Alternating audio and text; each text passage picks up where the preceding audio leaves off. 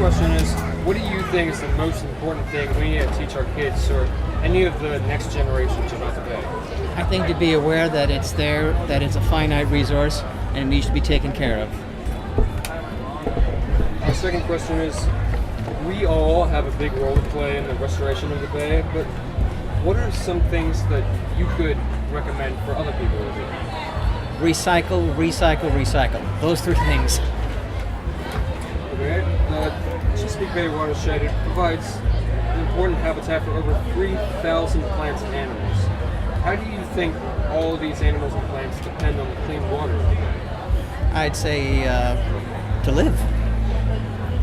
They need it to live. And we need them. And if you were a mad scientist or a crazy inventor, what invention would you create to help restore the bay? Something to filter it, to clean up the discharge from further up the bay, and to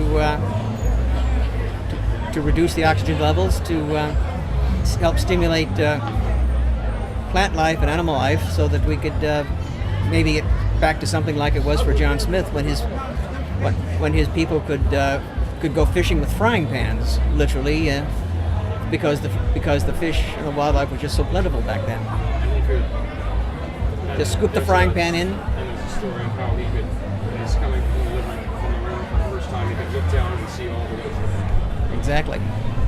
Our last question for you is, right now, we're about halfway to achieving our goal of restoring the bay, and we're making some pretty good progress, but we need to finish the job. Have you seen any improvements in your community, and if not, what sorts of improvements do you want to see? I'd like to see less stuff tossed into the bay. Anywhere from solid objects to organic waste. Just some way to clean it up in the process. To stop smothering the life that's in the bay already. Michael, do you have anything in general you want to say about the whole bay restoration or anything like that? Do you express an opinion, or when you said testify, do you have anything you want to say in general about the bay? Yeah, the one thing I've always missed is the Chesapeake Bay model. There used to be an enormous 3D model that you could walk over on Kent Island. Yeah, I remember that. Years and years ago, I went to that. I felt like for the first time I really put boots on the ground when I got to walk that model, and I've never been able to look at the bay since. I think we lose something just. Don't get me wrong, computer modeling is very useful, but I think it would help people to really get the feel of where they live if they had something like that they could walk on and even just reach down and touch.